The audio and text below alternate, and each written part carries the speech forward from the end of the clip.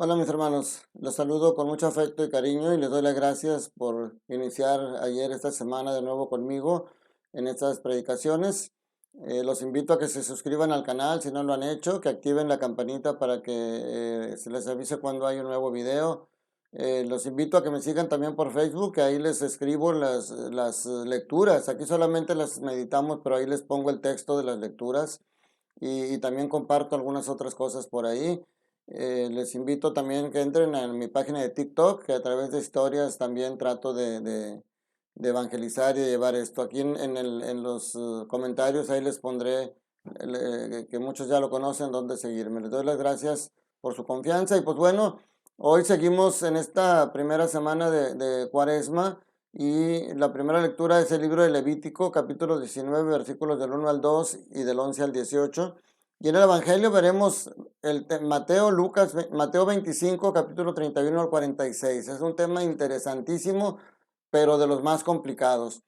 Pero empecemos con la primera lectura. En la primera lectura, el libro de Levítico, Moisés presenta un código de santidad. Moisés presenta un código de comportamiento que el Señor quiere que llevemos.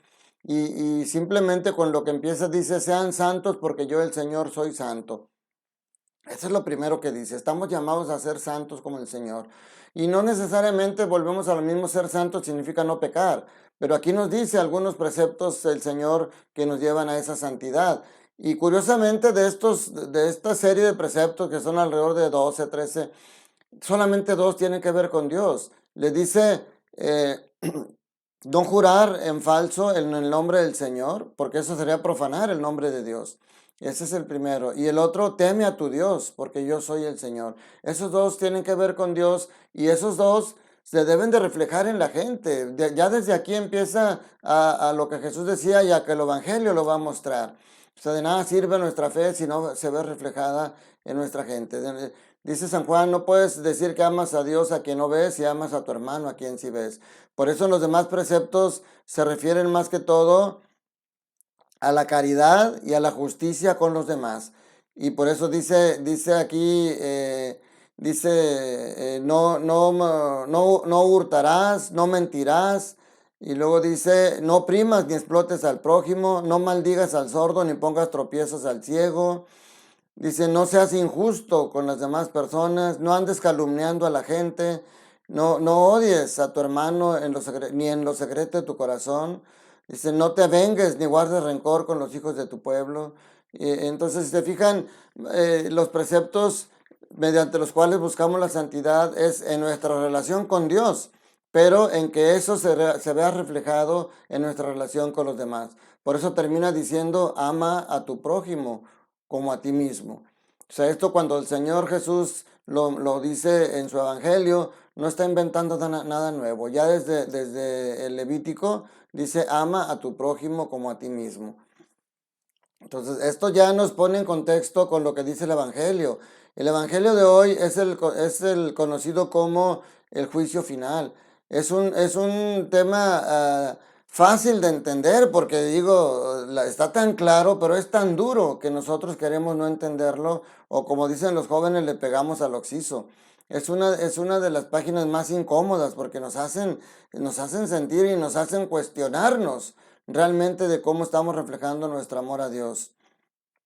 Y lo primero que dice, la primera verdad que dice este evangelio, que les repito, son verdades que incomodan. Dicen la verdad no peca, pero incomoda.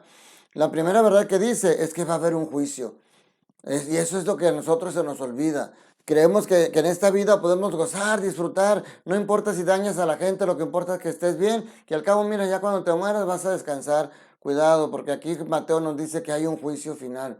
Y hay un juicio, la segunda verdad es que este juicio, nadie se va a escapar de él.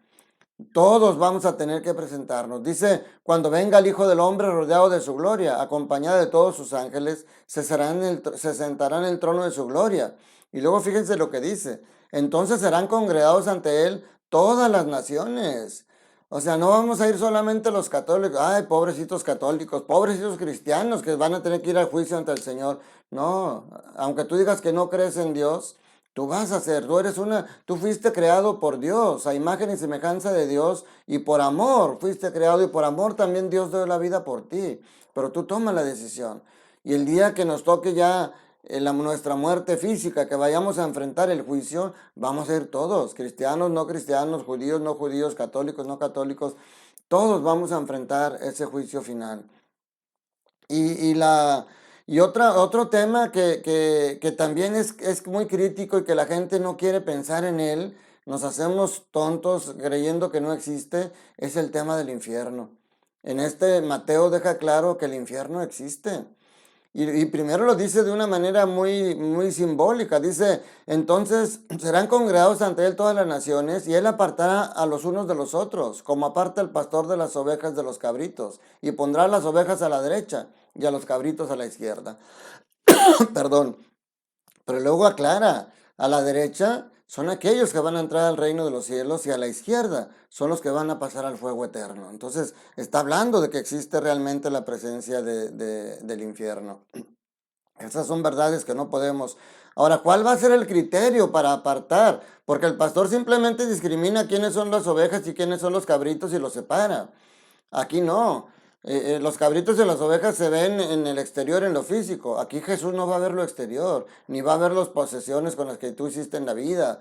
Jesús, y fíjense cómo hace unas semanas veíamos cómo a veces la gente quiere poner en pleito a Santiago y a Pablo, porque Pablo dice que no es por obras nuestra salvación para que nadie se gloríe, es por fe. Y Santiago dice, tu fe sin obras no sirve para nada, es una fe muerta, entonces son las obras las que te van a salvar. Mira cómo hoy Mateo deja claro la importancia de nuestras obras. Tienen que ser obras salidas de la fe, tienen que ser obras salidas. Cuando yo hago una obra de amor y de misericordia, es porque realmente veo en esa persona un hermano en Cristo y quiero ser como Cristo que estuvo ayudando a la gente necesitada.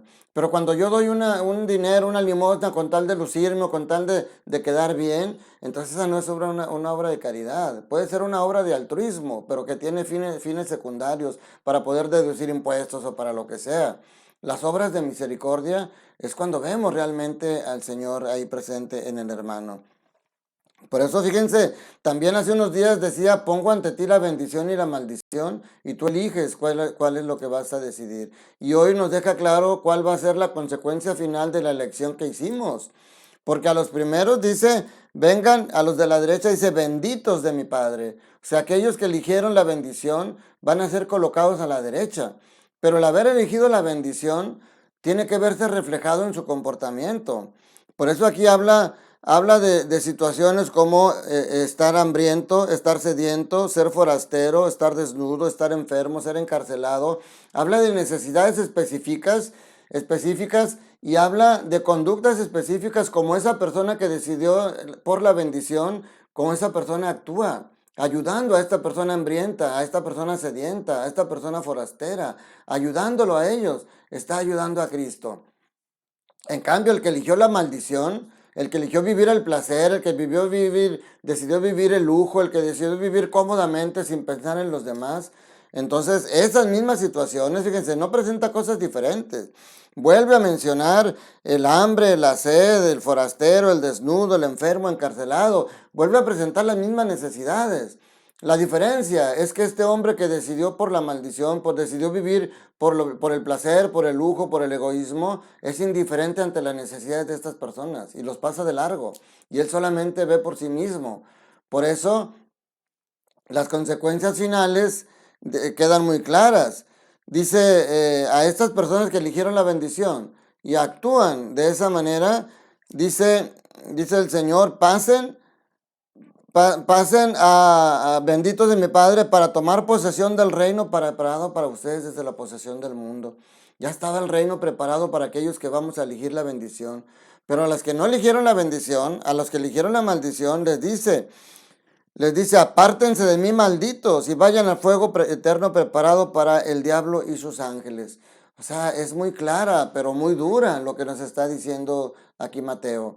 Existe un juicio, existe donde nos van a juzgar no por nuestra fe, No, existe una historia pequeñísima donde una persona sueña que al morir se presenta ante Dios y le dice, Señor, mira, traigo las manos limpias, yo no le hice daño a nadie, traigo las manos limpias y por eso me presento ante ti. Y el Señor le dice, sí, traes las manos limpias, pero vacías. No las traes, no traes ofrenda, no traes obras de misericordia, no traes nada. Simplemente te encerraste en tu egoísmo y no le hiciste daño a nadie, pero tampoco hiciste bien a nadie. Y aquí es importante, dicen muchos sacerdotes se quejan de que las personas vamos a confesar nuestros pecados por lo que hicimos, pero no por lo que no hicimos. Los pecados de omisión también son muy peligrosos y aquí nos lo está presentando el Señor. Entonces, ahora, las palabras de extrañeza que la gente decía, tanto los benditos como los malditos, cuando el Señor les dice, porque el Señor se identifica con los hambrientos, con los sedientos, dice, cuando tuve hambre, me diste de comer, cuando tuve sed, me diste de beber, cuando tuve hambre, no me diste de comer, cuando tuve sed, no me diste de beber. Y las palabras de extrañeza de esos dos grupos de personas que le dicen, Señor, ¿cuándo te vimos hambriento, sediento, desnudo y te asistimos? ¿O cuándo te vimos hambriento, sediento y no te asistimos? El Señor Jesús le responde, en verdad le digo que cuando lo hicieron con el más pequeño de mis hermanos, lo hicieron conmigo. Cuando no lo hicieron con el más pequeño de mis hermanos, no lo hicieron conmigo. Ellos están justificados al cuestionarle a Jesús de esa manera. Nosotros no. Nosotros ya sabemos.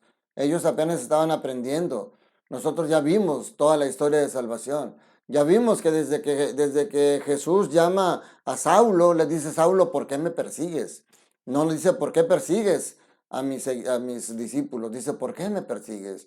El Señor se identifica y Él sabe que lo que le hagas a cualquier niño, a cualquier persona, a cualquier otro, se lo estás haciendo a Él. Por eso Santa Teresa, cuando tenía una discusión que se enojaba con una hermana religiosa, le decía, no sabes lo que yo haría contigo si no fuera por ese Cristo que llevas en tu corazón.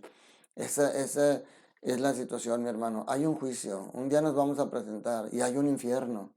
Eh, Hace tiempo escuché a un sacerdote que decía, el infierno no existe y si existe está vacío, porque Dios no puede engañar. Y cuando Dios le dice a Pablo, tienes que perdonar hasta 70 veces siempre, y entonces Jesús no puede dejar de perdonar siempre. Por eso el infierno está vacío, decía este sacerdote. Pero fíjense cómo hasta nosotros a veces creemos que porque soy diácono, porque soy sacerdote, porque leo mucho la escritura, ya tengo la verdad. Pero no, yo tengo que pedir la iluminación del Espíritu Santo. Porque aquí deja claro en este evangelio de hoy el Señor que realmente hay un juicio y que realmente hay un lugar en el que no vas a ir ahí porque el Señor no te perdone. Por el que tú vas a ir ahí porque ni siquiera pides el perdón, ni siquiera confías en la misericordia de Dios. Entonces, vamos a pedirle al Señor que nos ilumine y corregirnos unos a otros para ser instrumentos de salvación unos de otros y no ser piedra de tropiezo. Dios te ama con un amor tan grande que cuando te hace ver estas cosas no es para asustarte, es para prevenirte y para que sepas que aunque existe, como lo veíamos el domingo en las tentaciones, aunque existe ese lugar, está en ti ir o no ir. Si tú aceptas este amor de Dios y vives como Dios quiere que viva, por eso le tienes que decir esa oración tan corta todos los días al Señor. Tómame como soy y hazme como tú quieres que yo sea. Porque si yo soy como yo quiero ser, me puedo perder. Pero si soy como tú quieres que yo sea, encontraré la salvación. Porque Dios te ama y Dios no quiere tu salvación. Dios no quiere tu perdición ni tu muerte, sino que te arrepientas y vivas. Que la bendición de Dios Todopoderoso, Padre, Hijo y Espíritu Santo, descienda sobre ustedes y sus familias y permanezca para siempre. Les mando un fuerte abrazo, cuídense mucho, te deseo todo bien en el Señor.